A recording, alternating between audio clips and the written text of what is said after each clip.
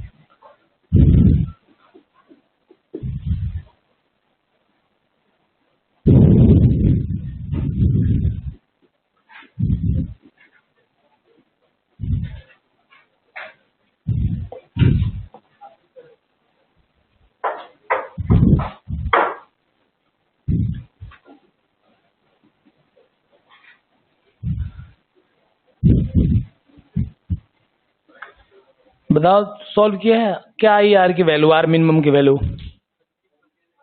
है? बढ़िया है, लेकिन मुझे लग नहीं रहा है कि अभी तक आप लोगों ने इसको समझा होगा कि एक्चुअली में है क्या, ये क्या कर रहे हैं हम। हैं? जो मैंने हमेशा बोला है ना कि आपको समझ में नहीं आएगा और ना आप पूछ पाओगे। एक बात बताओ, न्यूक्लियस का एक्चुअल रेडियस आर, क्लियर है, और ये आर मिनिमम, इन दोनों में क्या रिलेशन होगा? जैसे मैं बोला कि मतलब दोनों में, मतलब ग्रेटर इक्वल और लेस देन की मैं बात करूं, आर मिनिमम बड़ा होगा आर से, क्यों? क्या कंडीशन क्या है? सोच के देखो, क्लियर है। जैसे मैंने क्या बोला कि वो बहुत सारी पॉसिबिलिटीज है, लेकिन उतनी हायर स्टडी की तुम्हें स्टडी नहीं करनी है। जो अल्फा है, क्लियर है ना, तो वो अल्फा क्या होगा, वी वेलोसिटी से आएगा न्यूक्लियस की तरफ। तो अगर उसकी वेलोसिटी बहुत हाई हम कर दिए तो ऐसा भी हो सकता है कि न्यूक्लियस के अंदर वो इंटर कर जाए, क्लियर है। लेकिन एक जनरल केस की अगर हम बात कर रहे हैं तो अल्फा जो पार्टिकल है हमारी क्या होगी, वो जाएगी। मतलब अभी हम जो निकाल रहे हैं वो एग्जैक्ट न्यूक्लियस का रेडिएशन नहीं निकाल रहे हैं। इसलिए देखो मैंने क्या लिखवाया था, क्लोजेस्ट डिस्टेंस अप्रोच, मतलब सबसे नजदीक वो कहाँ तक मतलब पहुंच सकती है, या estimation of radius of nucleus, clear है ना। तो इट मीन्स क्या है कि कितनी मिनिमम दूरी तक ये जाएगी, ठीक है, उसके बाद वापस लौट के आ जाएगी, वही डिस्टेंस हम निकाल रहे हैं, समझ गए, क्लियर है। और वो जो आर मिनिमम हमने माना कि डी डिस्टेंस तक लेके गया, तो इनफाइनाइट से अल्फा को, ठीक है ना, हम कहाँ तक लेके जा रहे हैं, आर नॉट डिस्टेंस पे लेके जा रहे हैं। तो हम क्या कर रहे हैं, वर्क डन कर रहे हैं ना। इसको मैं थोड़ा सा और टेक्निकली जेई के लैंग्वेज में मैं बात कर लेता हूँ, कल तो ऐसे एज जनरल आपको समझाया था मैं। तो कंडीशन क्या है कि टेक्निकली हम क्या कर रहे हैं, इनफाइनाइट से कहाँ पे लेकर आ रहे हैं, आर नॉट डिस्टेंस तक हम वर्क कर रहे हैं। और मैंने आपको कल क्या पढ़ाया था कि work done by external source on the system are called क्या, पोटेंशियल एनर्जी। तो वही तो है, फोर्स इनटू डिस्प्लेसमेंट। तो फोर्स क्या होगा, के Q1 Q2 बाई आर, और डिस्प्लेसमेंट क्या है हमारा, आर, मतलब डी बोलो या आर बोलो, मैंने तो बताया है, क्लियर है ना। तो वहां से क्या निकल के आ जाएगा, सबसे पहले बताओ कि इन मतलब टोटल एनर्जी बराबर हम क्या लिखेंगे, टोटल एनर्जी लिखेंगे हम kinetic energy plus potential energy. अगर इनिशियली हम बात करें, इनिशियली अगर हम बात करेंगे तो पोटेंशियल एनर्जी क्या हो जाएगा, जीरो। तो यानी कि इनिशियली टोटल एनर्जी किसके इक्वल हो जाएगा, काइनेटिक एनर्जी के इक्वल। जिस हम क्या लिख सकते हैं, हाफ एम बी स्क्वायर, ठीक है। और फाइनली क्या होगा, बोलो, फाइनेटिक टोटल एनर्जी किसके इक्वल हो जाएगा, पोटेंशियल एनर्जी के। ऐसा क्यों, ये इसलिए जीरो हो जाएगा कि इनफाइनाइट डिस्टेंस पे आर की वैल्यू क्या आएगी, अरे तुम काइनेटिक एनर्जी क्या लिखोगे, हाफ एम बी स्क्वायर। और पोटेंशियल एनर्जी किसके इक्वल होगा, वर्क डन के इक्वल होगा, ठीक है। और वर्क डन जो आपका होता है वो क्या होता है, बोलो, फोर्स इंटू डिस्प्लेसमेंट। अब फोर्स क्या लिखोगे, के Q1 Q2, दो चार्ज के बीच में फोर्स क्या लगता है, Coulomb law, R square into क्या करोगे आर, तो कैंसिल हो गया। तो क्या आएगा, के Q1 बाई आर, ठीक है। अब आर की वैल्यू क्या है, इनफाइनाइट, अबे शुरू में अल्फा कहाँ पे, इनफाइनाइट डिस्टेंस पे हम रखे हैं, तो पोटेंशियल एनर्जी टोटल क्या हो गया, 0। क्लियर है ना। तो काइनेटिक एनर्जी भैया ऐसे भी समझ सकते हो, टोटल एनर्जी कंजर्व रहेगी जब काइनेटिक एनर्जी मैक्सिमम है, तो पोटेंशियल एनर्जी क्या होगा, बिल्कुल मिनिमम। क्यों होगा मिनिमम, और काइनेटिक एनर्जी मैक्सिमम क्यों होगा, क्योंकि यहाँ पे क्या है, प्लस जेडी है ना, न्यूक्लियस का क्या है यहाँ पे चार्ज, वो कितना है प्लस जेडी, और ये कितना है बताओ, +2e। ठीक है, इसे तुम Q1 मान लो और इसे क्या मान लो चार्ज, तुम Q2 चार्ज मान लो, तो दो पॉजिटिव पार्टिकल के बीच में क्या लगेगा, रिपल्सन फोर्स। तो ये बहुत डिस्टेंस पे है तो रिपल्सन तो 0 रहेगा, तो क्या होगा काइनेटिक एनर्जी 12mv²। ठीक है, अब यहाँ पे पोटेंशियल एनर्जी किसके इक्वल हो जाएगा बोलो, के Q1 Q2/R। ठीक है, R क्या है समझ रहे हो ना, मतलब हम इनफाइनाइट से R डिस्टेंस पे लेके आ रहे हैं न्यूक्लियस के बीच में, वही हमारी R है और वर्क डन की इक्वल है। तो एनर्जी कंजर्वेशन के हिसाब से क्या हो जाएगा बोलो, या आप जो भी कर सकते हो, यहाँ पे क्या लिखेंगे, काइनेटिक एनर्जी किसकी इक्वल हो जाएगी, पोटेंशियल एनर्जी। तो काइनेटिक एनर्जी क्या है 12mv², और पोटेंशियल एनर्जी के Q1 Q2/, यहाँ पे R मिनिमम लिखो, मिनिमम डिस्टेंस हम बात कर रहे हैं, क्लोजेस्ट, कि कहाँ तक जाएगा। तो मान लो कि यहाँ तक आया, उसके बाद रिपल्सन की वजह से यही से लौट के चला गया। एग्जैक्ट न्यूक्लियस के रेडियस हम नहीं निकाल रहे हैं, है ना, क्योंकि एग्जैक्ट न्यूक्लियस का रेडियस क्या होगा, और अंदर होगा, है ना। ठीक है, तो यहाँ से बोलो क्या लिखोगे, 12mv² के Q1 की जगह पे क्या लिखेंगे 2e, और यहाँ पे क्या लिखेंगे जेडी अपन R मिनिमम। ठीक है, तो बताओ R मिनिमम की वैल्यू क्या आ जाएगी, बोलो 4k JD²/mv²। ठीक है, अब इसमें सारी चीजें लिख लो अलग अलग की, क्या है k क्या है लिखो, z क्या है, e मालूम है, m क्या है, और v क्या है, ये नोट करो, उसके बाद लिख लेना। उसमें कोई दिक्कत है अगर समझने में तब बताओ। अभी फर्स्ट ही मंथ में तुम्हारा बैच वाला गाना गाने लगे क्या कि आप लौट चलें, गए तुम्हारी क्या है पूरी स्ट्रेंथ कम हो गई, क्यों क्या है, हैं? कौन कौन कौन दोनों आते थे भाई, नहीं वो तो घर गए हैं यार, इसके साथ ही तो थे। हैं? मुझे तो याद ही नहीं आ रहा यार। ठीक है, हैं? मुझे तो तुम्हारे साइड में दो बैठते थे बस, वो याद आते हैं। हैं? बाकी दो कौन है,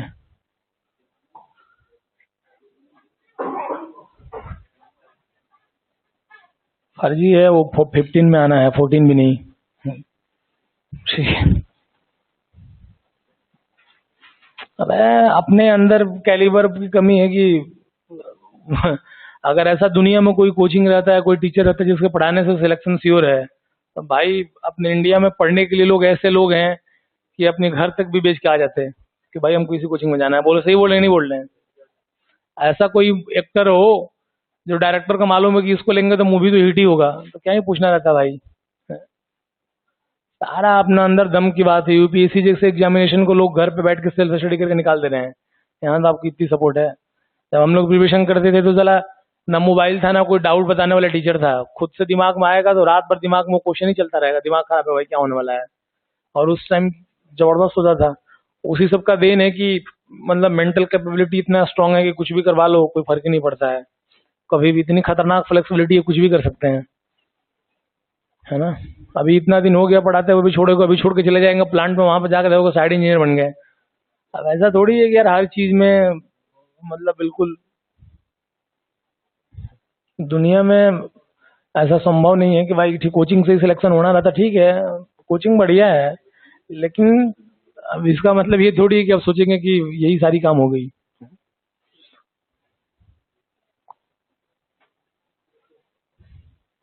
तब तक सर लोग पढ़ाते हैं यहाँ पे। अब मान लो कोई कितना भी खतरनाक पढ़ाता होगा, अभी इन लोगों को इतना तगड़ा तो किसी को एक्सपीरियंस नहीं है। मैं एक्सपीरियंस की बात बोल रहा हूँ, बाकी कंटेंट क्वेश्चन अबे वो पढ़ा रहे होंगे तो यही मॉड्यूल सॉल्व करोगे, मैं पढ़ा रहा हूँ तो यही मॉड्यूल सॉल्व कर रहे हो। ऐसा थोड़ी है कि उस क्लास में कोई और मॉड्यूल है, इसमें कोई और मॉड्यूल है। उससे बढ़िया गूगल का मॉड्यूल है, क्योंकि उसमें क्या होता है कि छोटे छोटे क्वेश्चन भी रहता है। अरे सारा काम तो मैं ही करता हूँ, चाहे तुम्हारा क्वेश्चन हो, तुम्हारा बैच का हो चाहे किसी बैच का हो, चाहे मेगा हो चाहे माइक्रो हो, कुछ भी, सारा पेपर मैं ही बनाता हूँ। अभी भी ऊपर के पेपर देना मैं ही बनाता हूँ। तो कोई ऐसा नहीं है कि मतलब कि दोनों का जो क्वेश्चन का लेवल है वो कम कर दिया गया। हालांकि गूगल में अच्छा है, इसलिए अच्छा है कि उसमें बहुत सारे ऐसे क्वेश्चन है कि एक एक लाइन के रहते हैं, थ्योरेटिकल रहते हैं, कि बच्चे हैं ज्यादा नंबर ऑफ क्वेश्चन करेंगे। आप में से तो बहुत सारे फर्जी क्वेश्चन हटा दिया गया है और सीधे सीधे क्वेश्चन दिया गया है खतरनाक, जो बिल्कुल काम लायक है, क्योंकि उसको 2 साल के सिलेबस 1 साल में पढ़नी है। आप अपनी मूल की सीट देखना और 11th वालों के मूल का सीट देखना, दोनों में बहुत अंतर है। ठीक है, तुम में नंबर ऑफ क्वेश्चन कम है, उनमें ज्यादा है। क्या है?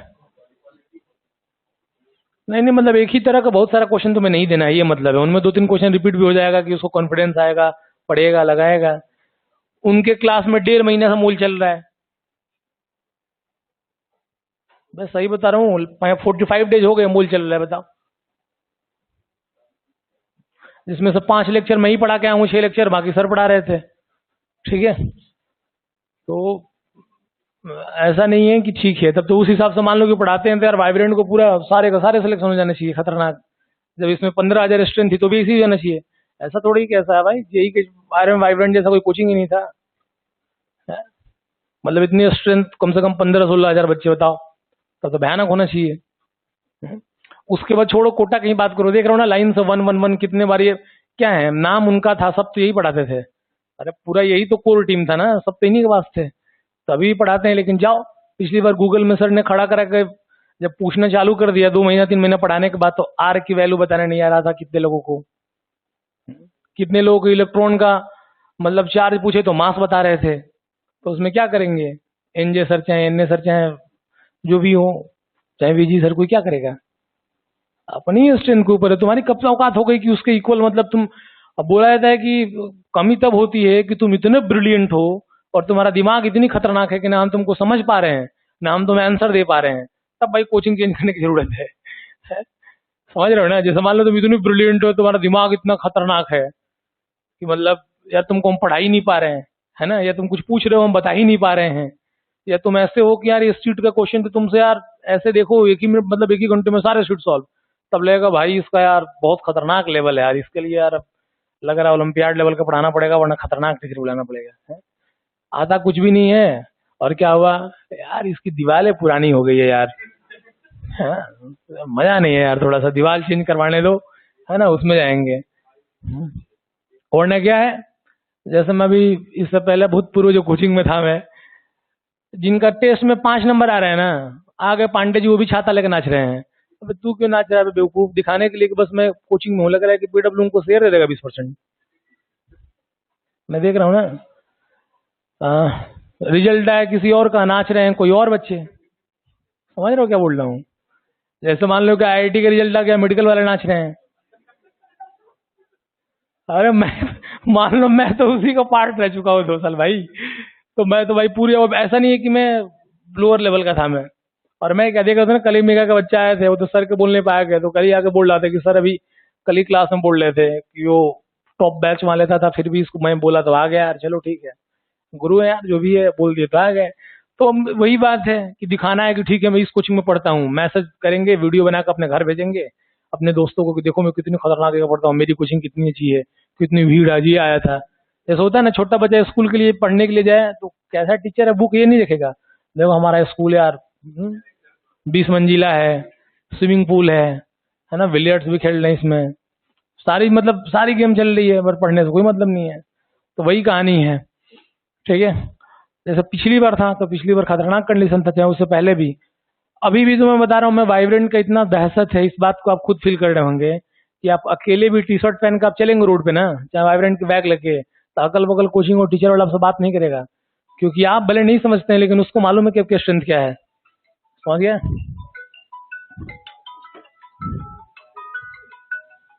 1 सेकंड रुक जाओ।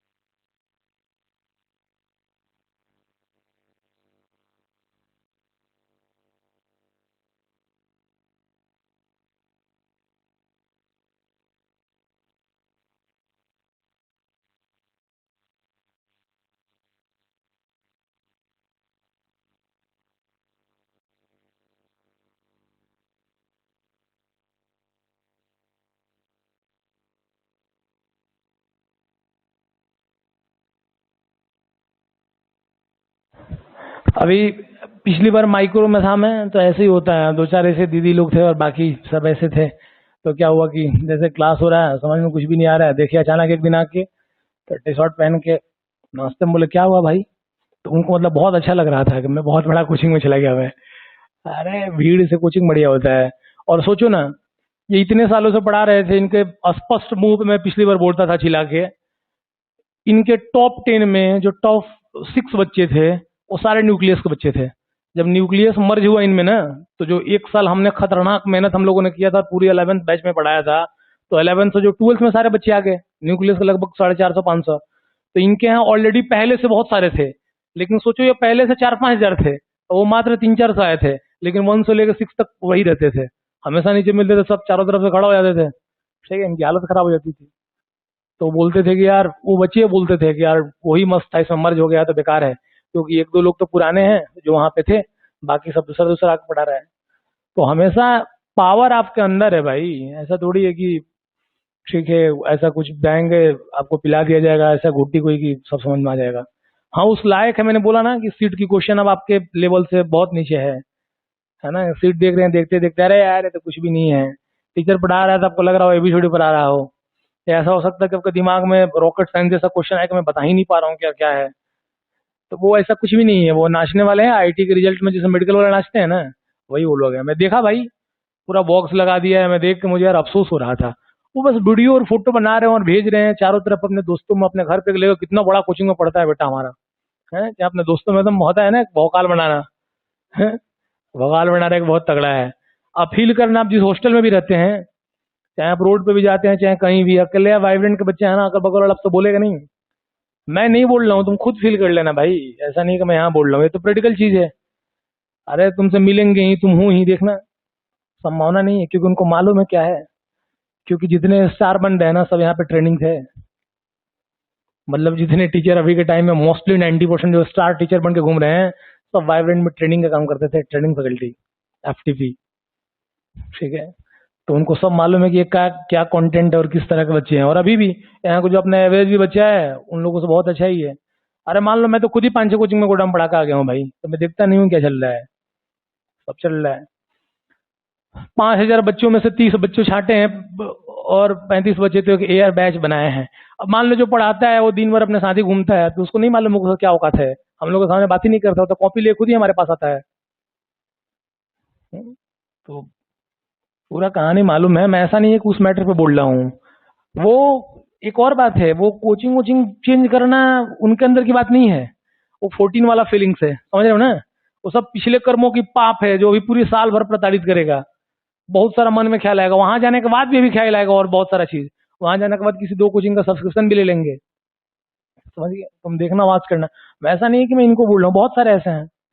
अरे भाई मान लो कि जो पढ़ने वाला है वो कहीं भी जाएगा, वो अपना स्टार्ट कर देगा पढ़ना, एक बार माइंड सेट कर लिया आने से पहले कि मुझे कहाँ जाना है, स्टार्ट कर दिया पढ़ना। बाकी क्या है, जैसे मान लो कि तुम बहुत ब्रिलियंट हो, मैं पढ़ा रहा हूँ, ठीक है, बेसिक बातें पढ़ा रहा हूँ, समझ में तुम्हें बहुत ज्यादा एक्स्ट्रा आ रहा है, चाहे तुम्हारा दिमाग बहुत खतरनाक चल रहा है, तो अभी भी तो बहुत सारे टीचर है, जाओ उनके पास पूछो। तो इनके आप पूछोगे डाउट तुम, सब मालूम है। बोले थे ना कि पिछली बार एक चच्चा मिल गया था, उस पर आर बैच में था हम, उनको 560-70 नंबर आ गया था, तो सारे बच्चे भी जानते थे कि अरे भाई चच्चा का 2 नंबर में और 20 नंबर और आता था, सिलेक्शन हो जाता। तो सब समझते थे कि महान है। 570 से 334 पे आ गए। और जैसे मैं छोड़ के आया, मैं उसी पिछले 108 रूम है, 110 रूम है, 110 में पढ़ा रहा था, तब तक फटाक से मैसेज आया। 2 दिन पहले ही मैंने उनके बारे में बात ही कर रहा था, मैंने मोबाइल खोला, बच्चे बैठे थे, मैंने बोला देखो ये क्या मैसेज किए हैं, लिख के भेजे कि सर कुछ कहीं जाकर पैसा दे के कर लें या एक बार और तैयारी कर लें। तो वही होता है यार, कुछ भी नहीं है। चलो हम तो अपना काम करते हैं, लेकिन ये भी जरूरी है भी, आपके मन में बहुत बहुत तरह के ख्याल आएंगे। कई बार क्या होते हैं कि क्लास में क्या ही पढ़ाई होगा, घर ही से पढ़ लेते हैं यार, क्या है नोट्स देख लेंगे, वो कर लेंगे। तुम तो सोचो कि यार साल भर हमें पढ़ना है, तुम देखो ना क्या होता है, 130-35 नंबर आ रहा है, कितना बढ़िया आईआईटी मिल जाएगा बताओ। के की वैल्यू क्या होता है बताओ, यूनिट बताओ क्या होगा। हम्म, यूनिट क्या होगा इसका, के का। अबे जब के एफ बराबर के Q1 Q2/r², तो बताओ क्या हो जाएगा, न्यूटन। और आर इधर, मतलब ऐसे भी तो निकाल सकते हैं, बोलो न्यूटन मीटर स्क्वायर पर कूलम स्क्वायर। ठीक है, 9 इंटू 10 के पावर 9। तो लिखो के की वैल्यू 9 इंटू 10 के पावर 9 न्यूटन मीटर स्क्वायर पर कूलम स्क्वायर। ठीक है, वही हो गई आर की वैल्यू, PV equal to NRT, R बराबर पीवी बाई आर का तो खुद ही निकालना है, तो आरटी क्यों करेंगे। ठीक है, जेड क्या है लिखो, इसलिए जरूरी है क्योंकि गोल्ड की जगह पर प्लेटिनम ले लेगा, तो जेड के एटॉमिक नंबर रखो और आर मिनिमम बताएंगे, वहां पे क्या आएगा, सबके लिए अलग अलग आएगा ना। ई क्या है, एम बताओ, और भी लिखो ये सारी बात, अरे सारी बात लिखना है। वी क्या है, वेलोसिटी ऑफ मास ऑफ, ये He प्लस 2, ये क्या है चार्ज ऑफ इलेक्ट्रॉन, जेड क्या है एटॉमिक नंबर, अब एटॉमिक नंबर है ना, और के क्या है 9 इंटू 10 के पावर 9। ठीक है, अब सुनो, इसमें दो तीन बातें हैं जो उनकी एक्सपेरिमेंट था उसमें और यहाँ भी, जो नंबर ऑफ डिफ्लेक्शन होता है अल्फा का, वो directly proportional to Z into E square का होता है। इसका मतलब समझ रहे हो कि हम अलग अलग मेटल लेंगे तो नंबर ऑफ जो डिफ्लेक्शन होगा अल्फा पार्टिकल का वो भी अलग अलग आएगा, जाहिर सी बात है, पूछो क्यों। अब जिसका एटॉमिक मास ज्यादा होगा तो उसका न्यूक्लियस हेवी होगा, तो न्यूक्लियस हेवी होगा तो क्या होगा, बड़ा होगा, है ना, तो क्या होगा नंबर ऑफ अल्फा डिफ्लेक्शन क्या होगा ज्यादा, कम अगर होगा तो क्या होगा कम, तो वो भी फर्क पड़ सकता है। समझ रहे हैं, तुम्हें याद रखना पड़ेगा, जहाँ सोचना पड़ेगा। मैंने बोला था ना कि हमें तो खुद ही मालूम है क्या पढ़ाना है आपको, क्या नहीं पढ़ाना है, सारी बातें। ठीक है, इसमें किसी भी तरह का आपको कोई घबराने की जरूरत नहीं है। वर्क डन किसके इक्वल हो गया, पोटेंशियल एनर्जी की इक्वल हो गया। पोटेंशियल एनर्जी यहाँ पे क्यों लग रहा है, क्योंकि इनफाइनाइट डिस्टेंस हम खींच के लेके आ रहे हैं, है ना। और देखो अब कई बार क्या होगा, जैसे मान लो तुम्हारे बगल में एक बैठा था, बोला कि यू बराबर माइनस के बट प्लस बना लेंगे, आज गायब है। और जो सोचा नहीं होगा 10 बुक भी उसको एक्सप्लेनेशन नहीं मिलेगा, उसको 20 तरीके से बता सकते हैं। फोर्स कौन सी वो है, राशि मतलब क्वांटिटी, वेक्टर है या स्केलर है। डायरेक्शन चेंज होगा तो मैग्नीट्यूड भी उसका चेंज होगा। तो तुम इनफाइनाइट पे था, तुम खींच के उसके पास लेके आ रहे हो, तो अपोजिट वर्क कर रहे हो तो साइन चेंज हो जाएगा, तो भी क्या हुआ पोटेंशियल एनर्जी पॉजिटिव हुआ। दूसरा कहानी क्या है, वर्क डन कर रहे हैं तो मोड में ले लिए, वर्क डन निगेटिव नहीं होगा, है ना, तो वर्क डन किसके इक्वल हो जाएगा, पोटेंशियल के इक्वल, तो भी क्या है तुम्हारी पोटेंशियल एनर्जी प्लस में ही है ना। तीसरी बात क्या है, अरे ये भी न्यूक्लियस है तो प्लस पार्टिकल और अल्फा भी प्लस पार्टिकल है, तो Q1 Q2 करोगे तो वैसा भी प्लस आ रहा है। मतलब वो क्वेश्चन यहाँ पे तो था ही नहीं, लेकिन होता है ना कि हमको लगता है मैं बहुत महान हूँ, कुछ पूछ लूं मैं, फिर क्या पूछेगा भाई। अब ये क्वेश्चन यहाँ पे क्यों होगा, अगर एक Q1 इलेक्ट्रॉन रहता मतलब निगेटिव पार्टिकल और दूसरा पॉजिटिव रहता, तब ना प्लस इंटू माइनस करते तो माइनस होता, बट फिर भी पोटेंशियल एनर्जी माइनस नहीं लिखेंगे, क्योंकि मैंने बताया क्यों। यहाँ पे तो सिंपल सी क्या है पॉजिटिव, क्यों Q1 भी क्या है प्लस जेडी। अबे न्यूक्लियस के अंदर इलेक्ट्रॉन रहता है, कौन रहता है, तो वो क्या है पॉजिटिव पार्टिकल है ना, और अल्फा क्या है पॉजिटिव पार्टिकल, तो Q1 और Q2 दोनों पॉजिटिव हैं, तो कहां से माइनस की बात करेंगे। अब ऐसा थोड़ी है कि कुछ जानकारी है तो कहीं भी पूछना चालू कर दोगे, मतलब हो गया कि जानते हैं कि ऐसा होता है तो ऐसा होता है, ऐसा कुछ भी नहीं है। तो समझ में आ गया, आर मिनिमम है, क्लोजेस्ट डिस्टेंस अप्रोच है, एग्जैक्ट न्यूक्लियस की रेडियस नहीं है। वो क्या है कि अल्फा पार्टिकल गया और रिपल्सन की वजह से एक पार्टिकुलर डिस्टेंस के बाद क्या हुआ वापस आ गया, तो वही क्लोजेस्ट डिस्टेंस हम निकाल लें कि न्यूक्लियस से कितने पास तक जाएगी, समझ गए। यानी कि हमारा जो अल्फा पार्टिकल है अगर v वेलोसिटी से न्यूक्लियस की तरफ हमारी आ रही है तो न्यूक्लियस से कितनी क्लोज जाएगी, वही क्लोजेस्ट डिस्टेंस हम निकाल रहे हैं, समझ आया। शुरू में काइनेटिक एनर्जी क्या होगा, आप समझदार है साइंस के student, potential energy zero, R minimum है कितना इनफाइनाइट पे, फिर पोटेंशियल एनर्जी क्या हो जाएगा मैक्सिमम, और काइनेटिक एनर्जी जीरो, क्यों कि वेलोसिटी जीरो हो जाएगी रिपल्सन की वजह से। वरना ऐसे समझ सकते हैं लॉ ऑफ एनर्जी कंजर्वेशन से, काइनेटिक एनर्जी मैक्सिमम तो पोटेंशियल मिनिमम, पोटेंशियल मैक्सिमम तो काइनेटिक मिनिमम। ठीक है, तो मुझे नहीं लगता है कि इस टॉपिक में अब कुछ मतलब तुम लोग खड़े होकर बढ़ा सकते हो। ठीक है, अब आगे बात करेंगे। ठीक है, लिखो अब वेव, वेव क्या है, कोई दिक्कत नहीं है ना। तो आर मिनिमम और आर में क्या होगा, जो न्यूक्लियस का रेडियस होगा और तो और क्लोज होगा, अल्फा पार्टिकल वहां तक जा ही नहीं पाई, तो आर मिनिमम की वैल्यू क्या होगा, एक्चुअल न्यूक्लियस के रेडियस से बड़ा होगा। सबको समझ में आ गया होगा, बेस्ट है। ठीक है, अब तो मैं बता रहा हूँ, चाहे तुम किसी का नोट्स ले लो, चाहे कहीं लेक्चर ले लो, चाहे कोई बुक ले लो, मैं गारंटी दे रहा हूँ जो भी इस कोचिंग से आया, मैं जब बोला हूँ ना उतनी बातें नहीं बोला होगा, उससे कम ही भले बोला होगा, समझ गया।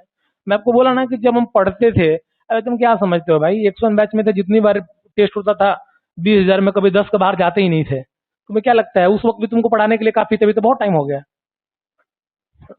तो इसलिए बोले कि मतलब क्या करना है भाई, ठीक है। अब लिखो वेव। वेव क्या है?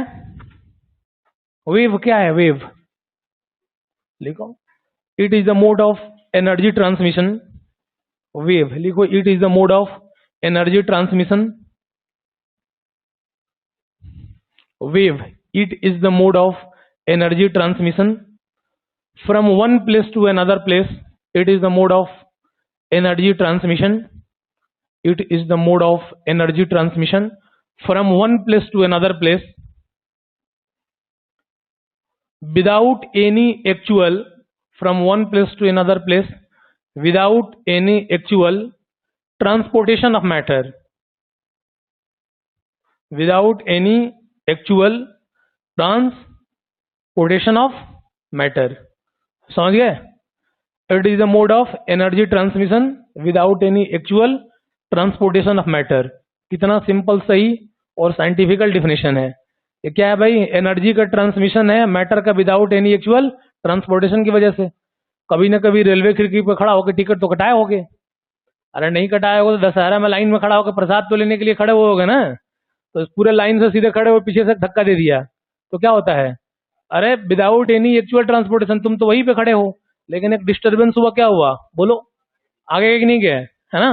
और भी वेव के बहुत सारे एग्जांपल हैं, बाकी तुम्हारा भी फिजिक्स भी पूरा पड़ा हुआ है ना।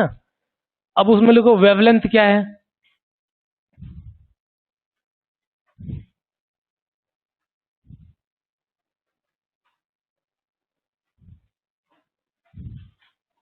वेवलेंथ क्या है बताओ? तुम अच्छे से बना लेना फिगर भाई, ये कुछ कोई बात नहीं।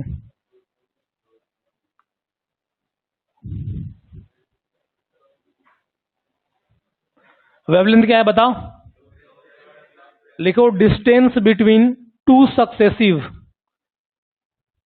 दो क्रेस्ट नहीं, सक्सेसिव जरूरी है। एक यहां पे ले लिए दूसरा यहां पे ले लिए तो क्या वेव है? वेवलेंथ थोड़ी है। तो सक्सेसिव बोलना जरूरी है। क्या लिखोगे? Distance between two successive crest और trough, distance between two successive crest और ट्रॉफ, और लेंथ ऑफ वन वेव, और लेंथ ऑफ वन वेव। समझ गए? क्या समझ गए? दो क्रेस्ट और ट्रॉफ के बीच का सक्सेसिव डिस्टेंस, सक्सेसिव समझ रहे हो ना, लगातार। समझ गए? क्या है? वेवलेंथ। या मैंने क्या बोला? एक वेव का जो लेंथ है, समझ गए, वो भी क्या है? वेवलेंथ है। आगे बात समझ में? इससे किससे डिनोट करते हैं भाई? लेमडा से। यहाँ पे लिखे ही है तो लिखो लेमडा, ठीक है ना। आगे बात समझ में? कोई तकलीफ है जिंदगी में? ठीक है। नेक्स्ट लिखिए टाइम पीरियड।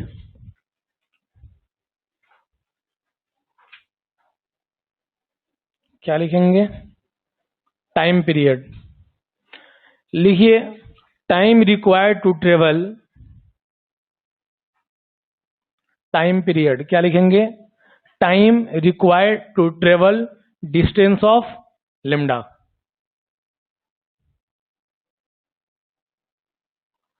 दूसरी भाषा में बताओ इस डेफिनेशन को।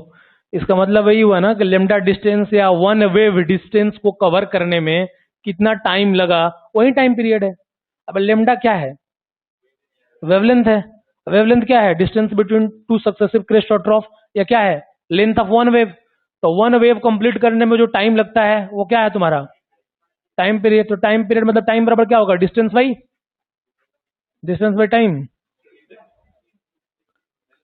अब हिंदी में पूछे समय बराबर दूरी बटा 4 तो डिस्टेंस कितना है? लेमडा।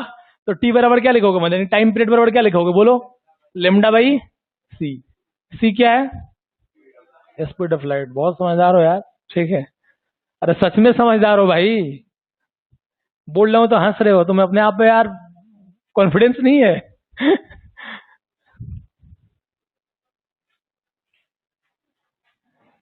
लिखो frequency.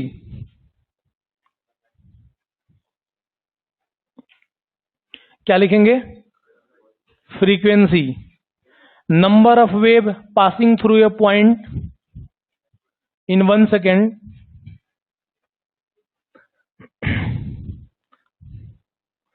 number of wave passing through a point in 1 second called frequency.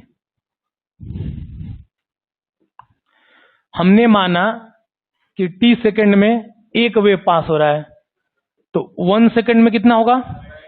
बोलो 1/t, और इसी को हम क्या बोलेंगे? न्यू। तो न्यू मतलब फ्रीक्वेंसी हो गया, बराबर क्या हो गया? 1/t, और t बराबर क्या होता है? λ/c।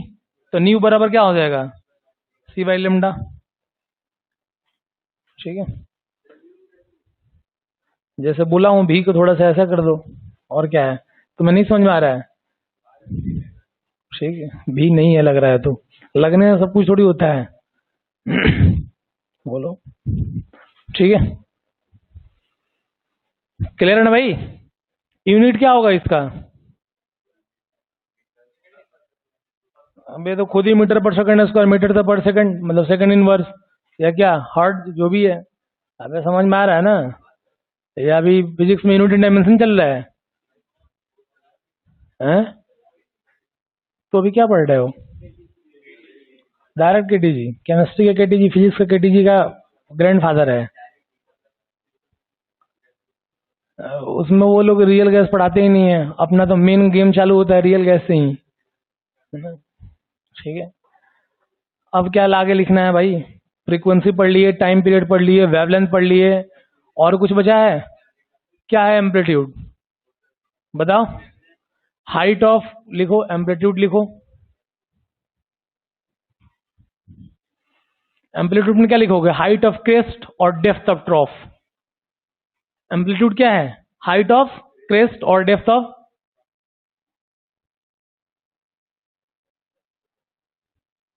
ठीक है। नेक्स्ट लिखो wave number.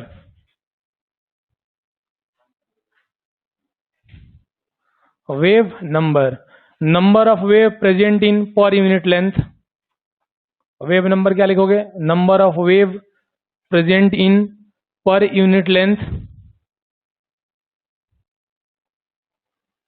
Called wave number. माना लेमडा डिस्टेंस में कितना वेव है? एक है, तो 1 में कितना हुआ? 1/λ, और इसे क्या बोलेंगे? न्यू बार। तो न्यू बराबर और क्या होगा? 1/λ। इंपॉर्टेंट है भाई, समझिए, आगे काम आएगा इसका। समझ गए? न्यू बार क्या है? वेव नंबर, और वेव नंबर क्या होता है? Number of wave present in per unit length.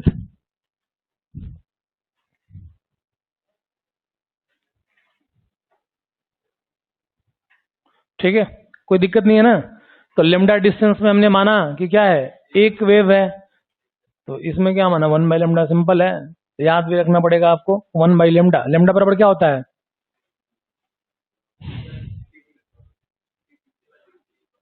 तो इसको रिवर्स कर लोगे तो क्या हो जाएगा? न्यू बार हो जाएगा। ठीक है, अब लिखो Maxwell theory of electromagnetic radiation. Maxwell theory of electromagnetic radiation, EMR। Maxwell theory of electromagnetic radiation. ठीक है,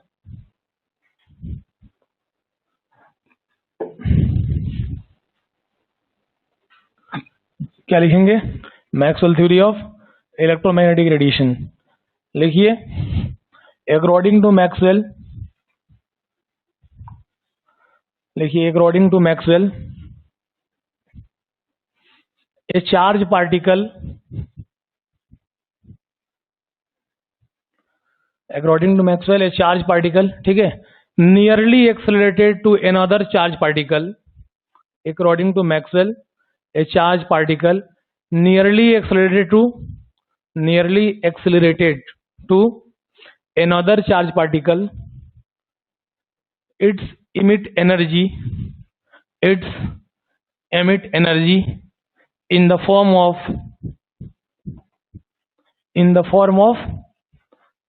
electromagnetic radiation, in the form of electromagnetic radiation। समझ में आ गया? तभी तो रदरफोर्ड चचा ने क्या बताया था? बोलो, कि इलेक्ट्रॉन रिवॉल्व करेगा न्यूक्लियस, तो उसने क्या बोला कि ये चार्ज पार्टिकल दूसरे चार्ज पार्टिकल का क्या करेगा? नियरली एक्सीलरेट कर रहा है तो हमेशा एनर्जी इमिट करेगा इलेक्ट्रोमैग्नेटिक रेडिएशन के फॉर्म में, और इलेक्ट्रोमैग्नेटिक रेडिएशन के फॉर्म में करेगा तो क्या होगी, उसकी एनर्जी लॉस होगी। तो should be spiral path and it collapse in the nucleus, ठीक है, into the nucleus, not in the nucleus, grammar है ना भाई, ठीक है। तो ये बात समझ में आ गई। तो सबसे पहले ईएमआर क्या है, इलेक्ट्रोमैग्नेटिक रेडिएशन, और इसका कॉन्सेप्ट कहाँ से है इसके बारे में थोड़ा सा सोच लेते हैं, है ना। जैसा लाइट के बारे में लोगों का बहुत अलग अलग कॉन्सेप्शन है, किसी ने बोला वेव है, तो वेव के जब वेव बोला तो बहुत सारा ऐसा इसका प्रॉपर्टी थी जो पार्टिकल का मतलब है ना प्रॉपर्टी शो कर रहा था, ठीक है।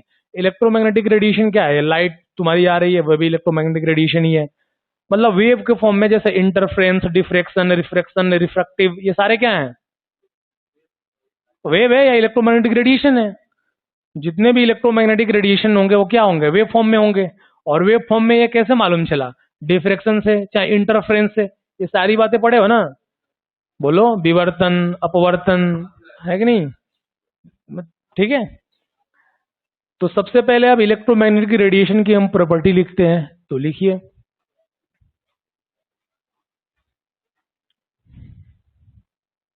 देखिए, electromagnetic radiation consist,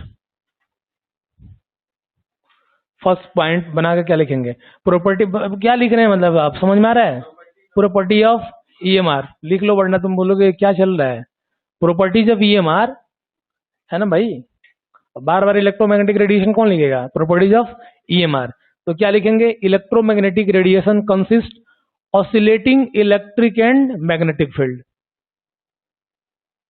oscillating spelling बोलना पड़ेगा, अबे दोलन, समझ रहे हो ना, दोलित, दोलन, कंपन, जैसे कैसे कि स्ट्रिंग को लेके खींच के छोड़ देंगे तो क्या होगा, है ना। तो बहुत कॉमन सी बात है, बाकी अब का अभी पूरा वेव बचा हुआ है। लिखिए, these electric and magnetic field travel in perpendicular to each other. Next point लिखिए, these electric and magnetic field travel, these electric and magnetic field travel in perpendicular to each other, ठीक है। Next point, the direction of electric field, the direction of electric field, speed बोल रहा हूं क्या बहुत ज्यादा, the direction of electric field comma magnetic field, the direction of electric field comma magnetic field and the propagation of light, and the propagation of light, ठीक है, are perpendicular to each other,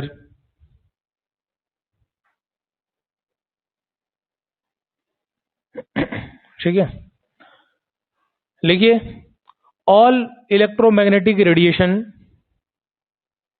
all electromagnetic radiation shows wave nature, all electromagnetic radiation shows wave nature और सोज nature of, और सोज ऐसे लिख दो, सोज interference कमा diffraction, या सोज, ठीक है, इंटरफ्रेंस कमा डिफ्रेक्शन। वेव है तो हमने आपको समझने के लिए क्या लिखवा दिया कि वेव है, तो आपको कैसे समझ में आया कि वेव नेचर ये शो करता है, उसके लिए हमने एग्जांपल ले लिया आपका इंटरफ्रेंस का या डिफ्रेक्शन का, समझ गया ना, आई कि नहीं बात समझ में।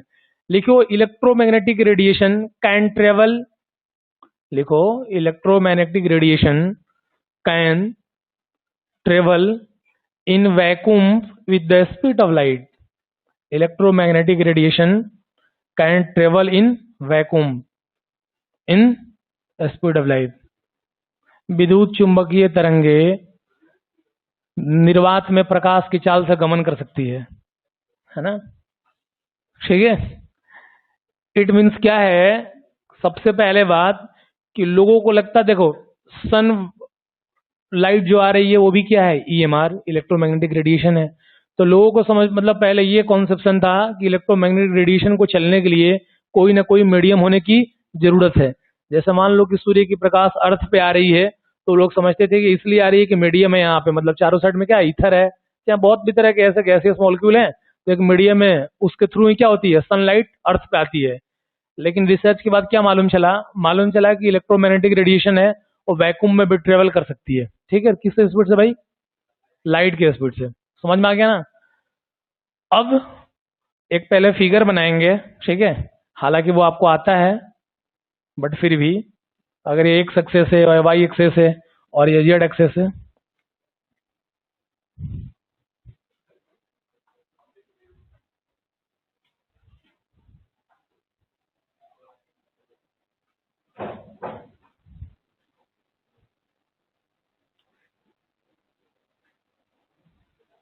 मतलब ये परपेंडिकुलर बस दिखाना है हमको, समझ गए ना, कि इलेक्ट्रिक फील्ड और मैग्नेटिक फील्ड क्या है।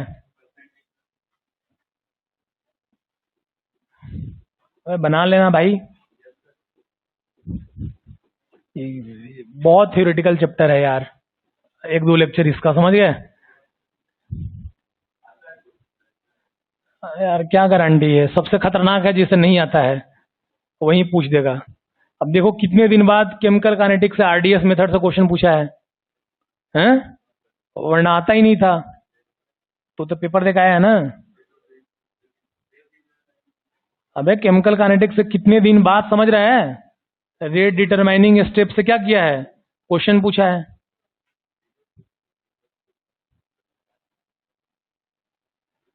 क्या लिखोगे, एक को इलेक्ट्रिक फील्ड लिख देना, तो दूसरे को क्या लिखोगे, मैग्नेटिक फील्ड। अगर ये इलेक्ट्रिक फील्ड लेगा तो इसको क्या लिख देना, मैग्नेटिक फील्ड। परपेंडिकुलर चलता है बस, समझ गए,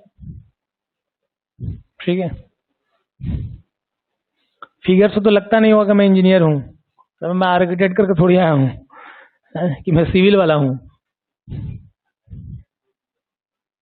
बोलो, कुछ नहीं है, अपने माइंड के ऊपर अभी चाहेंगे तो अच्छा फिगर बन जाएगा, क्या करेंगे बना के बताओ। वो तुम्हारे पास लेकिन अच्छा लगने के लिए टाइम नहीं है ना, समझ गए। वो 11th वाला रहते थे, 2 और 3 मार्कर मंगाते हैं, क्या भाई। बायोलॉजी वाला को देखो, बायोलॉजी वाला दिन भर कुछ भी फिगर बनाते रहता है, समझता है कितना महान मास्टर हूं मैं। कुछ नहीं आता है, क्या चेंज कर लेगा, जहाँ पे किडनी है वहां पे है, कौन सा पढ़ा के तो चेंज कर लेगा भाई, बताओ। और क्वेश्चन क्या पूछेगा बायोलॉजी में भाई, जो है वही पूछेगा, लगता है कितना महान मुझे, मैं टीचर हूँ, क्या आता है यार बताओ। मेडिकल की भी तैयारी करने के लिए लोग बहुत सारा कोचिंग करते हैं, बताओ क्या करोगे, ठीक है। ये बातें समझ में आ गई, ठीक है, इसमें समझने वाले कोई बात नहीं था, वो पहले ही मैंने लिखवा दिया था कि परपेंडिकुलर क्या होती है, चलती हैं, जिसको फिगर सबको समझ में आ गया, एक दूसरे के हेल्प करते हुए आगे, है ना। वेव और लाइट और इलेक्ट्रिक फील्ड और मैग्नेटिक फील्ड सभी क्या होते हैं, प्रोपोगेट होते हैं, ठीक है। अब नेक्स्ट पॉइंट इसमें जो लिखेंगे वो इंपॉर्टेंट है, उसको याद करना पड़ेगा, उसमें आप कुछ कर नहीं सकते हैं। ऑर्डर ऑफ ईएमआर,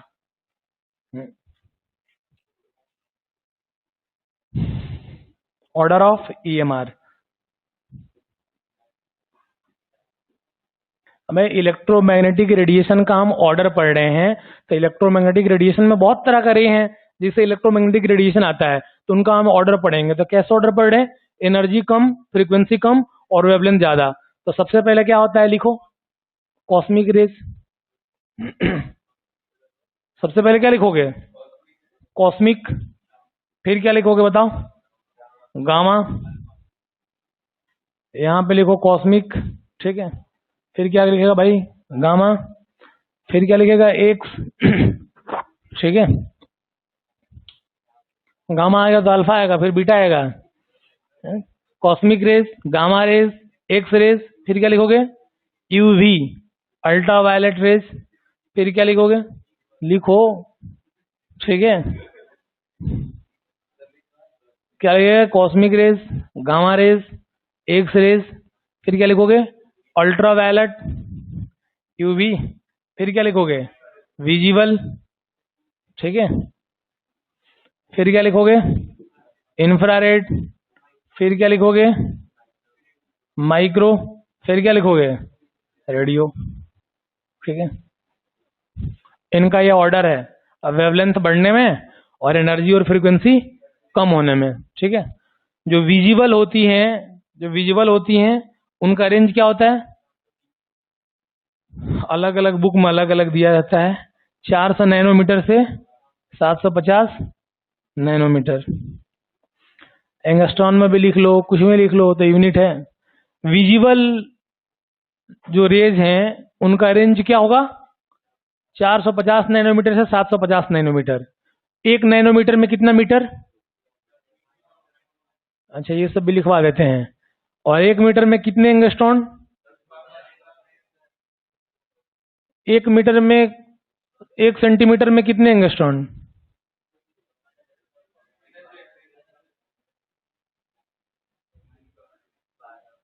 बोलो।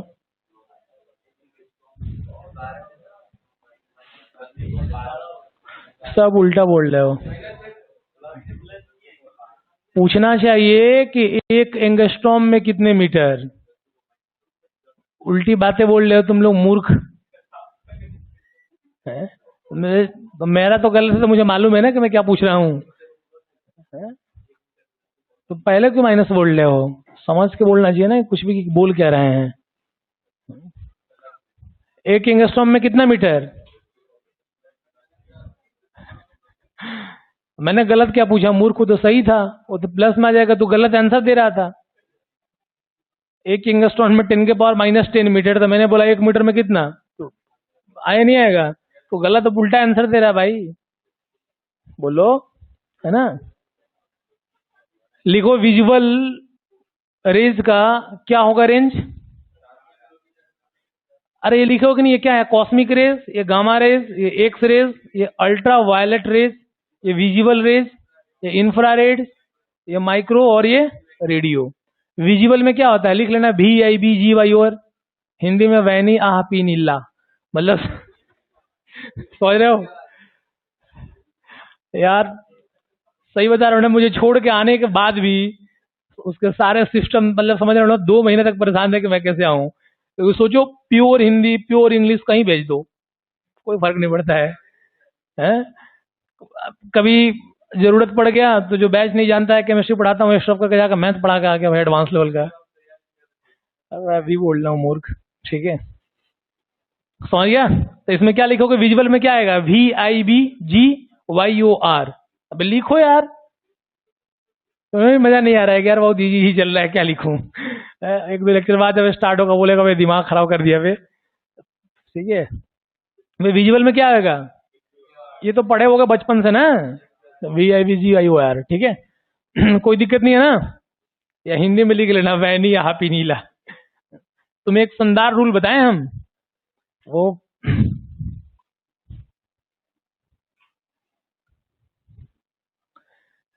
ये कहीं तुम्हें बुक वुक में मिलेगा नहीं। राम बाबू यादव प्लीज गो आउट। समझ रहे हैं? रेड और ब्लू मिलाएगा तो पर्पल मिल जाएगा, समझ गया? इंजीनियर बन जाए तो क्या करना? ब्लू और येलो मिलाएगा ग्रीन मिल जाएगा, रेड और येलो मिलाएगा ऑरेंज मिल जाएगा, सब मिलाओगे क्या मिल जाएगा? व्हाइट। समझ गया? सोचो कितनी खतरनाक मतलब कलर कॉम्बिनेशन है, ठीक है। इससे क्या है कि हम सन को क्या मान सकते हैं? ऐसा क्यों लिखा कि अचानक कहाँ से आ गया? ऐसा नहीं कि नॉलेज है, तुम्हें सारी बात यही बता रहे हैं उसके जैसा। जरूरत है ना? क्या जरूरत है? सन को हम क्या मान सकते हैं? ब्लैक बॉडी मान सकते हैं। अब जरूरी नहीं है कि ब्लैक बॉडी होने के लिए ब्लैक ही सरफेस होना चाहिए, ब्लैक होल जैसा, है ना, कि ब्लैक बॉडी गए कहाँ गए मालूम ही नहीं चला, है ना? ऐसा कुछ भी नहीं है, पूरा 100% इमिट या ऑब्जर्व करेगी। और हर तरह का वेव्स और कलर वो क्या करती है? इमिट कर सकती है, या हर तरह की वेव को एब्जॉर्ब भी कर सकती है। तो सन का वही बात है ना? तो ये तुम्हारा पार्ट नहीं है, तो ऐसे ही जनरल नॉलेज के लिए है, बता दिया, मतलब जनरल नॉलेज के लिए बता दिया, तुम्हारी जरूरत नहीं है, ठीक है। लिखो अब, मैक्सवेल ने बताया कि जितने भी मतलब लाइट है, उन्होंने क्या बताया कि लाइट का क्या फॉर्म है? वेव फॉर्म में है, ठीक है। तो मैक्सवेल किन किन चीजों को एक्सप्लेन नहीं कर पाए, वो बातों को हम लिखेंगे। लिखिए, Maxwell theory was unable to explain. लिखिए, Maxwell theory was unable to explain. लिखिए, Maxwell theory was unable to explain black body radiation. Maxwell theory was unable to explain black body radiation. Planck's quantum theory and third photo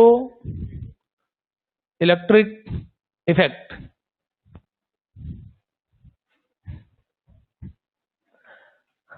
ठीक है, Maxwell theory was unable to explain black body radiation, Planck's quantum theory and photo electric effect.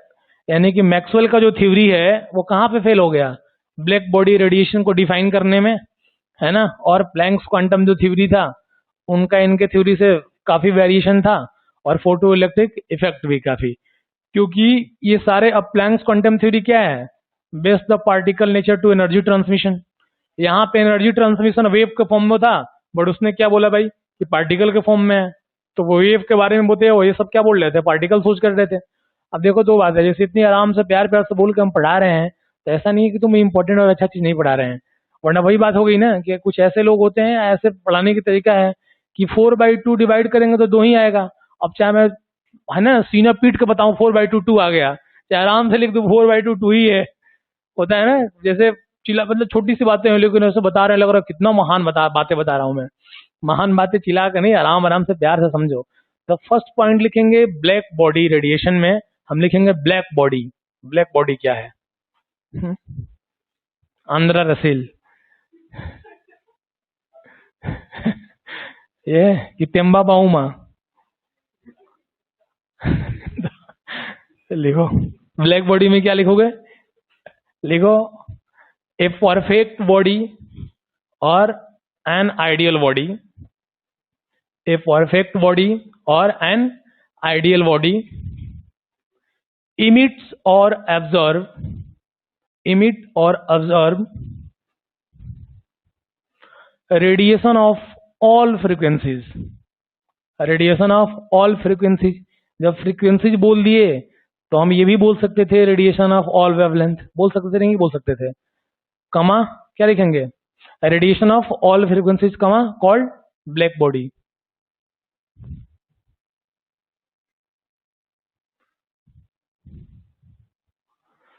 लिखिए the energy emitted from black body comma called black body radiation.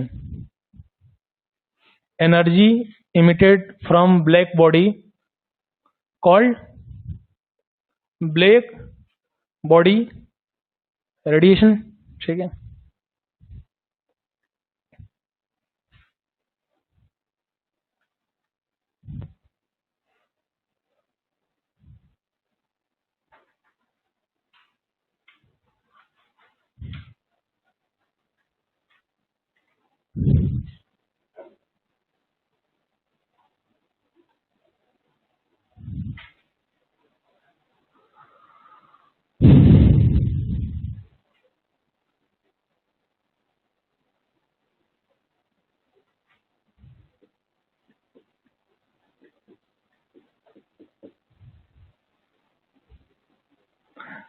ये पहले figure बनाइए फिर इसको बताता हूं मैं आपको। ये एक्सपेरिमेंटल ग्राफ है जिसको ऑब्जर्व करने के बाद इसकी प्रॉपर्टी स्टडी किया गया, जो इलेक्ट्रोमैग्नेटिक रेडिएशन से डिफरेंट था। वो कैसे था मैं बता रहा हूँ। इंटेंसिटी और वेवलेंथ के बीच में ग्राफ ड्रॉन किया गया। ठीक है,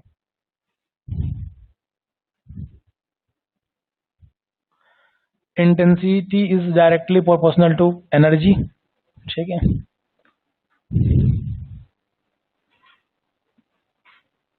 और I is indirectly proportional to 1/λ और lambda is indirectly proportional to 1/t। ये दो बातें तो तुम पढ़े होगे, लेकिन जो तीसरा लिखा वो नहीं पढ़े होगे। और इसका मैं तुम्हें अभी एग्जांपल बता रहा हूँ, ध्यान से, कैसे तुम चिंता मत करो। अब जितने भी तुम्हारे पास अलग अलग जगह से अलग अलग तुम्हारे पास थ्योरी नोट्स होगा, चाहे एक्सप्लेनेशन होगा, वो और अभी मैं तुम्हें बता रहा हूँ वो खुद तुम्हें समझ में आ जाएगा कि क्या पढ़ते हो और ऐसा क्यों हुआ।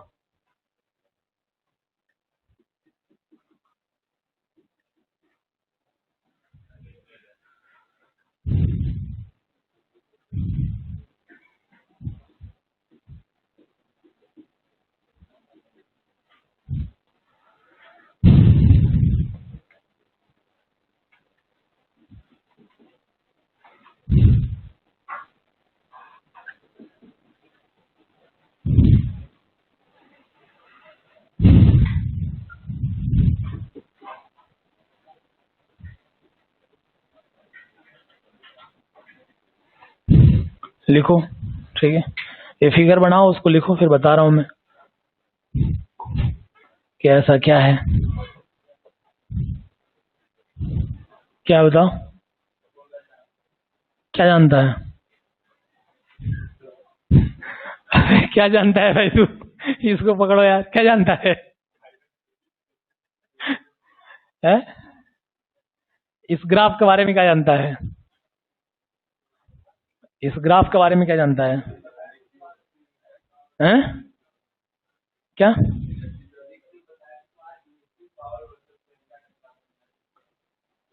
तो मतलब क्या है, ऐसा क्यों है, क्यों ऐसा ग्राफ आ गया है? हाँ, कोई बात नहीं, सारे नॉलेज रखे रखे।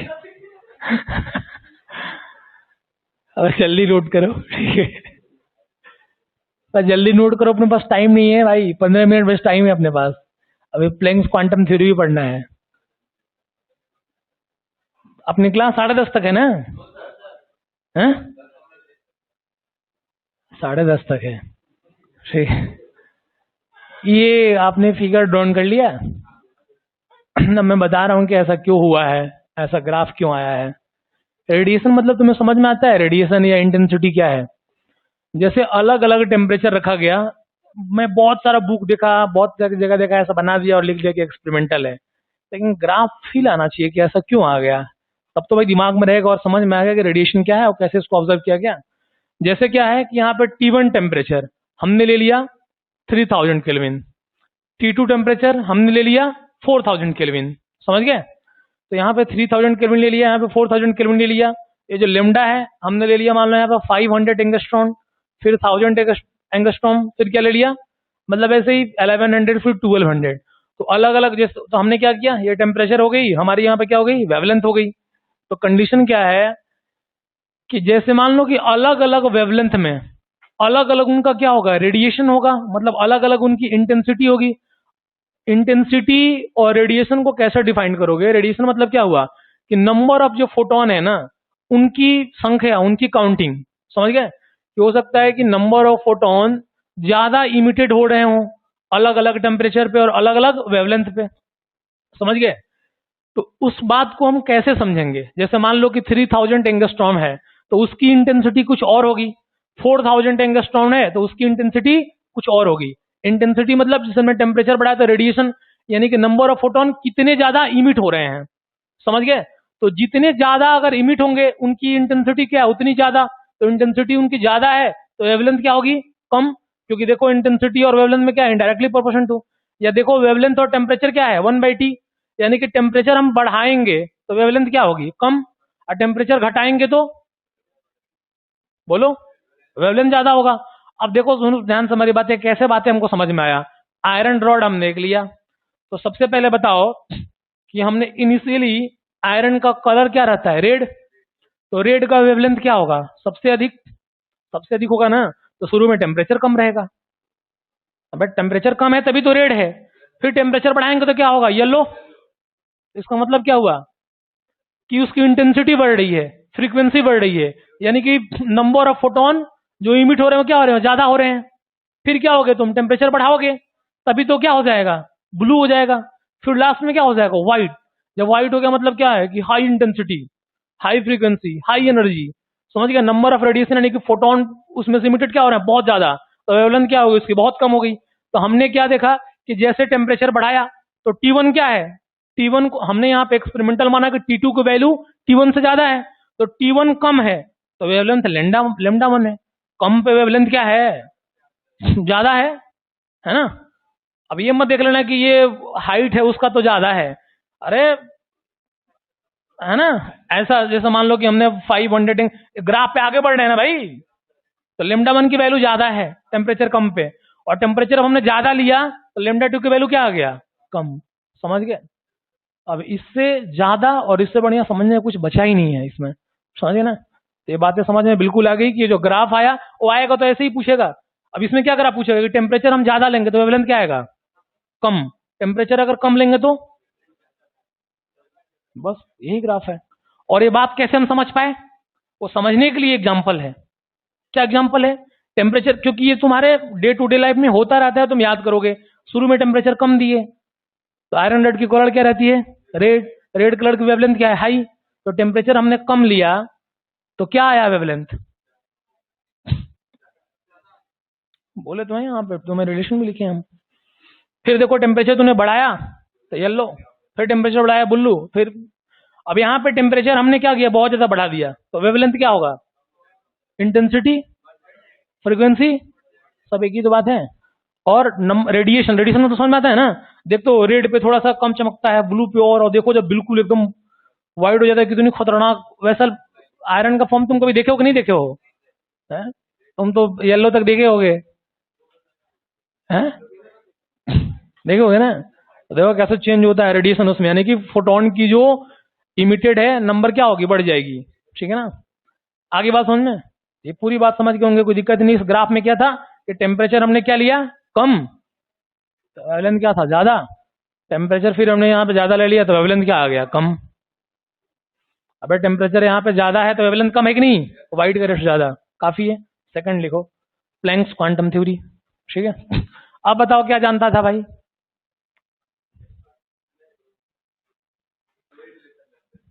क्योंकि ये मैंने, अरे मैं ऐसे खड़ा नहीं हूं ना, मुझे भी क्या चलता है सब मालूम है। तो मुझे मालूम है क्या दे रहा हूँ मैं, सारे नोट्स मिलाते रह जाओगे।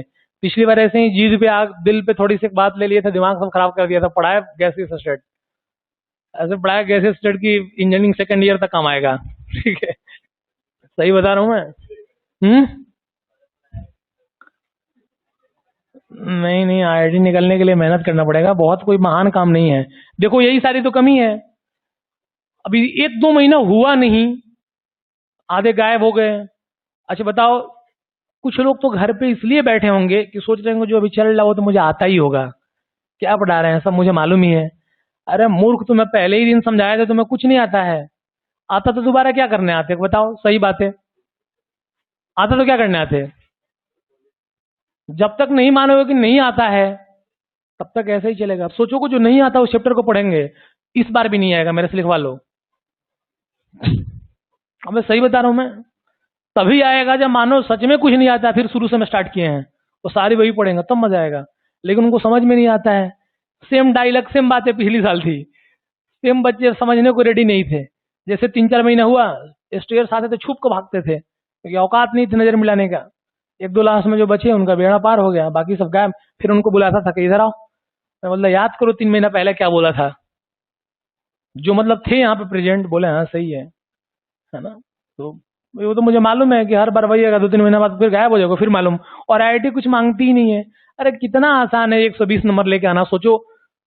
अबे उतने पूरे तुम कभी, अच्छा बताओ, ये मान के तुम पढ़ते हो कि बस मेरे 150 नंबर आए, उस लायक तुम पढ़ोगे तो कभी डिमोरलाइज ही नहीं होगे।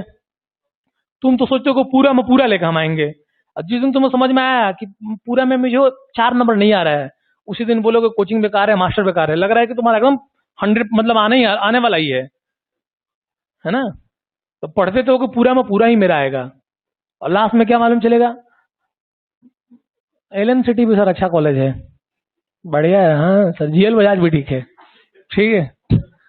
फिर बोले कि यार एनआईटी भी ठीक है, एनआईटी नहीं एनआईईटी, ठीक है, ठीक है। फिर लास्ट में यही बोलना है, हाँ सर ये बढ़िया हो जाएगा।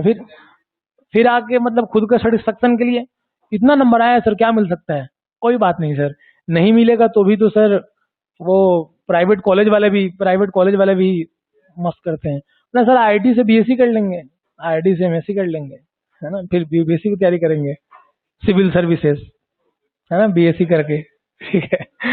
तो वो तो हर बार 5-6 साल से ही देख रहा हूं मैं, जो लास्ट तक रुकेगा उसको खुद समझ में, एवरेज एवरेज बच्चों को देखे हम, ठीक है। तो लिखिए प्लैंक्स क्वांटम थ्योरी, लिखिए based on particle nature, Planck's quantum theory based on particle nature of energy transmission, based on particle nature of energy transmission.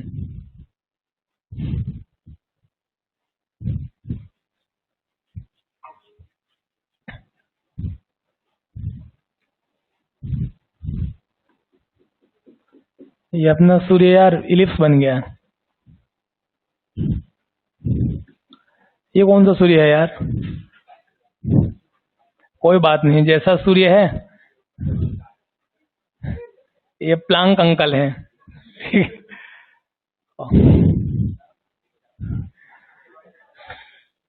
Planck uncle के सर पे क्या आ रही है?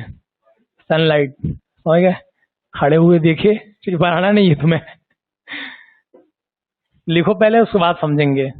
फर्स्ट पॉइंट लिखो, according to Planck, according to Planck's atom or molecule, according to Planck's atom or molecule can emit or absorb, can emit or absorb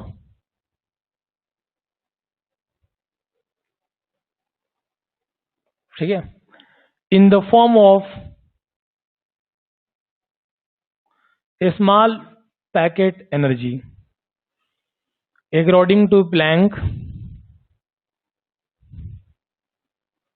atom or molecule can emit or absorb energy in the form of a small packet, bracket में लिखिए discrete quantity, bracket में क्या लिखेंगे?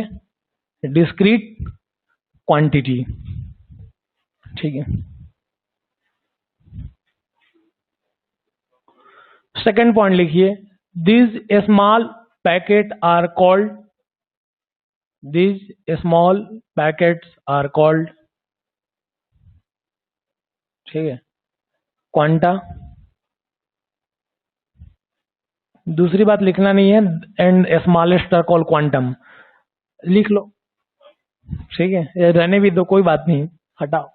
Next लिखो, in the case of light, in the case of light, in the case of light, quanta are called photon. In the case of light, quanta are called photon. मतलब light के case में उस quanta को हम क्या बोलेंगे? Photon. जैसे यहाँ पे लाइट है ना, अब यहाँ से आ रही है एनर्जी किस फॉर्म में? पैकेट के फॉर्म में आ रही है, स्मॉल पैकेट के फॉर्म में, इसे हम क्वांटा बोलेंगे। लेकिन लाइट है तो हम क्या बोलेंगे? फोटोन आ रहा है ना। ठीक है, कोई बात नहीं, पढ़ेंगे। लिखिए, द एनर्जी ऑफ फोटोन, हाँ next, the energy of photon, the energy of photon is directly, the energy of photon is directly proportional to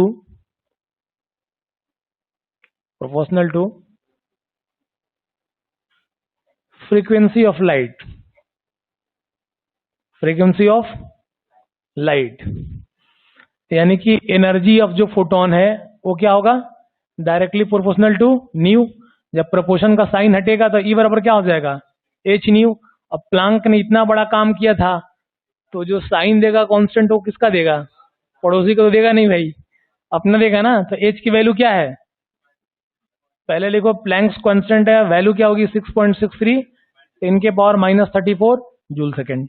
ठीक है, एच क्या है? प्लैंक्स कांस्टेंट, और वैल्यू क्या होगी उसकी?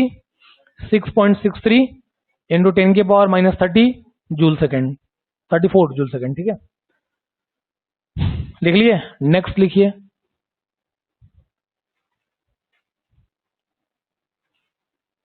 ठीक है, लिखिए total energy, total energy emit और ऑब्जर्व, टोटल एनर्जी इमिट और observe by a substance, total energy emit और observe by a substance is simple integral multiple of h nu. यानी कि जो ई टोटल होगा, ई टोटल होगा वो क्या होगा? एन एच न्यू के इक्वल होगा। बहुत इंपॉर्टेंट है भाई। ठीक है, यानी कि जो ई टोटल होगा, बोलो एन एच न्यू की वैल्यू अभी पढ़े हो कि नहीं? सी लिम्डा, तो एन एच सी वाई लिम्डा, ये बहुत सारे इंपॉर्टेंट है। और सिंपल इंटीग्रल मल्टीपल मतलब एन की वैल्यू 1 2 3 डॉट डॉट, ये दोनों बहुत इंपॉर्टेंट फॉर्मूले हैं भाई। ठीक है, समझ में आया कि नहीं आया? आया ना? क्या समझ में आया? कि किसी भी सब्सटेंस से जो एनर्जी इमिट या ऑब्जर्व होगी वो सिंपल इंटीग्रल मल्टीपल होगा किसका? एच न्यू के, समझ गए ना, क्लियर है। तो ई बराबर एन सी बाई लेमडा। जब अपने मॉड्यूल में क्वेश्चन सॉल्व करेंगे हम तो 40% क्वेश्चन इसी सॉल्व होगा, ठीक है। आगे बात समझ में। अब एक एक बातों को हम समझते हैं। क्या समझते हैं? सबसे पहले प्लैंक्स ने क्या बताया भाई, कि ये जो लाइट होती है उसने क्या बोला, उसने पार्टिकल नेचर, मैंने लिखवाया है ना कि it based on particle nature of energy transmission. सबसे पहले देखो उसने क्या बोला कि एनर्जी ट्रांसमिशन किस फॉर्म में होगा, वेव फॉर्म में। लेकिन इसने क्या बोला कि जो लाइट है वो क्या कर सकती है, पार्टिकल के फॉर्म में भी एनर्जी को ट्रांसमिशन कर सकती है ना। तो उसने पहला केस क्या बताया, बोला कि कोई भी एटम या मॉलिक्यूल क्या कर सकता है, एनर्जी इमिट या ऑब्जर्व कर सकता है स्मॉल पैकेट के फॉर्म में। बिल्कुल सही भाई, ऑब्जर्व किया और ये बातें लिखा है तो सही लिखा है ना। फिर क्या बोला कि इस स्मॉल पैकेट को, अच्छा डिस्क्रीट क्वांटिटी मतलब समझते हो, मतलब कंटिन्यूअस फॉर्म में नहीं आता है, सतत। डिस्क्रीट मतलब विविध, समझ गए ना। सोचो मतलब, अबे डिस्क्रीट मतलब समझ रहे हो ना, ऐसे रैंडमली, मतलब कैसे भी, बहुत कॉमन सी बात है भाई, ठीक है। तो बोला कि लाइट के केस में इस स्मॉल पैकेट को क्या बोलेंगे हम, क्वांटा, और लाइट के केस में क्या बोलेंगे हम, फोटोन। तो जब हम फोटोन बोलेंगे इसका मतलब क्या बोलेंगे हम, एनर्जी है, आ रही है स्मॉल पैकेट, समझ रहे हो ना, ये सारी बातें समझना पड़ेगा तुम्हें। फिर क्या बोला कि जो फोटोन की एनर्जी है वो किसकी प्रोपोर्शन होती है भाई, फ्रीक्वेंसी ऑफ लाइट के, मैंने लिखवाया ही। और फिर ये वाला केस आपको मालूम ही है, ठीक है। तो इसमें कोई आपत्ति नहीं है, इस पे एक दो क्वेश्चन कर लेंगे, ठीक है, आगे मतलब नेक्स्ट क्लास में। और सोचो आज मैंने बोला था डिस्कशन करने के लिए, बट फिर भी नहीं किया, क्यों नहीं किया? उसके बाद भी जो नहीं करेंगे वो बताओ किस लेवल के मूर्ख होंगे। मतलब सोच रहे हो, एक वीक टाइम मिल गया पूरे क्वेश्चन करने का भाई। इसलिए बोल रहा हूं कि नेक्स्ट क्लास में स्टार्ट करेंगे फोटो इलेक्ट्रिक इफेक्ट और म्यू HC, ये सारे रोल में आ गए तो देंगे आपको मॉड्यूल। मंडे को मिल जाएगा एटॉमिक का मॉड्यूल, है ना। तो यहां से काम आने आपको हो जाएंगे स्टार्ट। तो समझ लो कि तुम्हारी होमवर्क करने का, रिडॉक्स का, मतलब ये लास्ट लाइफ लाइन है, मतलब संडे तक। उसके बाद फिर ना कुछ पूछूंगा ना बताऊंगा, एक दिन बस सेट लेके रिविजन करूंगा, सीधे काम खत्म, समझ गया ना। क्या भाई, तो कोई दिक्कत नहीं है। अब थोड़ा सा आगे मजा आएगा, मतलब अभी भी तो ठीक ही है, ऐसा नहीं है, कहीं से भी क्वेश्चन आ सकता है। अरे यहाँ पे ऐसा थोड़ी पढ़ने आए कि जो समझ में आएगा वही पढ़ा है, जो समझ में आएगा वही पढ़ेंगे, ऐसा तो नहीं है। तुम्हें जो तकलीफ है उसे पढ़ना है। मैं तो बता रहा हूँ ना कि बहुत सारे ऐसे बालक हैं कि जैसे मान लो एटॉमिक चल रहा है, चाहे बहुत सारे ऐसे चैप्टर चल रहा है, उनको लगता है पिछली बार पढ़ा था मुझे आता है। अरे तुम्हें कुछ नहीं आता है भाई, आता रहता है तो तुम यहाँ आते ही नहीं, लेकिन ये बात समझ में नहीं आता है। और पिछली बार भी ऐसे ही बोल रहा था, पिछली बार तो 160 थे शुरू में ही, और लास्ट में 10-15, और लास्ट में तो वो भी गायब। कैमरा के सामने जाकर बोले हेलो आज सॉलिड स्टेट पढ़ाना है, कोई भी नहीं है, सॉलिड नहीं सरफेस तक, बाकी तो मतलब थे, फिर भी थे 50-60, तो मतलब 40-50 तो सॉलिड स्टेट थे। उसके बाद से तो यार दुनिया मोह माया लगने लगा था, क्या लेके आए थे क्या लेके जाओगे, है ना। तो वो काम करने की जरूरत नहीं है, सारे बातें बिल्कुल समझ लेना एक एक करके, कहीं से भी कुछ भी आ सकता है। जेई मेंस का कोई गारंटी नहीं है, ठीक है। तो पहले यार वहां से सिलेक्शन करा कर अपनी काम करो, है ना। और जरूरी थोड़ी एडवांस से पूछ देगा, 2 क्वेश्चन पूछा है एटॉमिक से, देखो दोनों आसान ही तो है। अबे एटॉमिक स्ट्रक्चर से 2 क्वेश्चन आया है, एक ही बना था, दूसरा नहीं बना था। अच्छा दूसरा इसको पता भी नहीं है। अब सोचो, मतलब देख भी नहीं पा रहे हैं, लेकिन फिर भी सोचो आधे भी अगर नंबर आ गए तो तुम यार इंडिया के टॉप 5 IIT कॉलेज में रहोगे। और इरादा क्या आता है तुम्हारा कि यार है हमको सब होना चाहिए वरना सब बेकार है। मैं मेहनत करो, 1 साल टाइम है, सीखो, कवर करो जितनी हो सकती है चीजें, आराम से पढ़ो जेनुइनली लास्ट तक, बढ़िया हो ही जाएगा यार। जरूरी थोड़ी है। अब मान लो सॉलिड स्टेट पूरी दम ला के पढ़ो, उससे कोई क्वेश्चन नहीं था।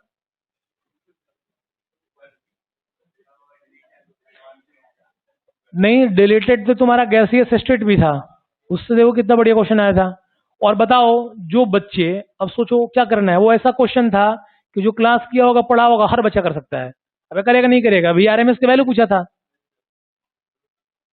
देखे थे ना, कोई भी कर लेगा। तो इसलिए क्लास में रहना, तुम्हें क्या बताए थे, क्लासेस करो और level first, sorry exercise first और क्वेश्चन बैंक एकदम कंटिन्यू करो, नोट्स पढ़ो। तुम्हारी IIT में सिलेक्शन ना हो, मैंने आज तक तो कभी नहीं देखा है।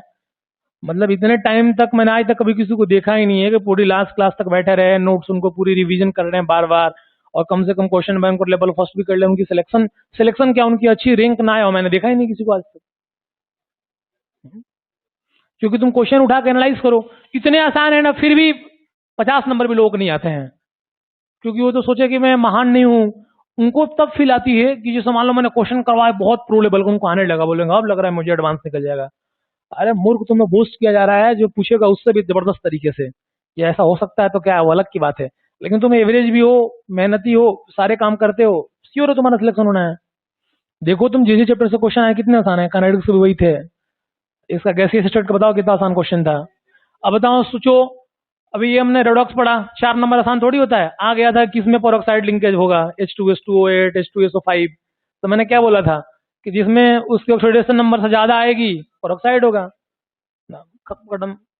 अब मान लो छोड़ ही दिया, सरेंडर कर दिया, मुझे पढ़ना ही नहीं हो, क्या देखेगा उसके लिए, तो ये भी क्वेश्चन महान है। तो सोचेगा बाप, हाँ बोले वो तो पता नहीं क्या पूछ दिया है, हमको तो स्ट्रक्चर बनाना ही नहीं आता है ना, मार्शल एसिड का क्या बनाना है भाई, सल्फर का 6 ही होगा, जब 6 से ज्यादा आएगा समझ लोगे पेरोक्साइड लिंकेज है। तो ये इंपॉर्टेंट है, लेकिन ये समझ ही नहीं पाते हैं, और लास्ट में बस वही हाल हो जाती है, देखोगे तो नजर भी नहीं मिला पाते हैं, सामने ना तलक की बात है। वो सब समझते हैं कि यहाँ पे गायब हो गए, और कैसे कैसे निकल जाएगी पूरी साल समझ में नहीं आएगा, उसके बाद तुम जीवन में कुछ भी करोगे ये बात का जरूर अफसोस रहेगा कि गया तैयारी करने, सिलेक्शन नहीं हुआ, मैं बेकार हूँ, हमेशा निगेटिविटी सर पे छाया रहेगा। समझ गया? तो भाई पढ़ना बहुत जरूरी है। अरे कितना अच्छा बताओ, पैराडॉक्स पढ़ाया बिल्कुल अच्छा से, कोई दिक्कत नहीं है, जो समझा होगा उस चीजों को, जैसा मैंने कॉन्सेप्ट बताया किया होगा, जरूर उसका 80% क्वेश्चन हो गए होंगे, गारंटी 80% जरूर हो गए होंगे। इतना टाइम मिल गया फिर भी नहीं करोगे तो बताओ किसकी गलती है, तुम्हारा गार्जियन की या मेरे या कोचिंग की?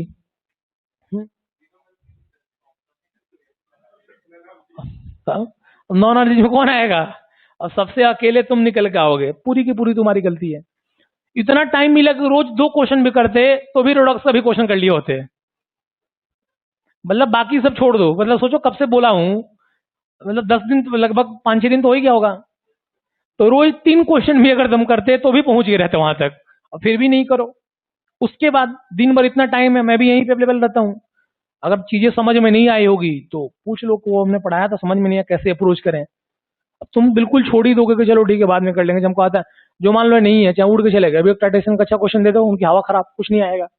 अरे पिछली बार पढ़ाता था ना मैं भाई, बहुत सारे तो ऐसे तो जो रिपीटेड थे वाइब्रेंट के, जो 12th में थे, कई सारे खलीफा थे, कुछ नहीं आता था भाई, बस ऐसे ही गोलमाल है, सब सब मालूम है, कुछ नहीं आता था, उनको लगता है सब आता है। दुख की तो यही बात है कि लगता है कि सब आता है ना। और फॉर्मूला से कुछ नहीं होता है, फॉर्मूला नोट्स तो हजारों पड़े हुए हैं एक से एक, लेकिन चीजों को रियलाइज करना, समझना है क्यों जरूरी है।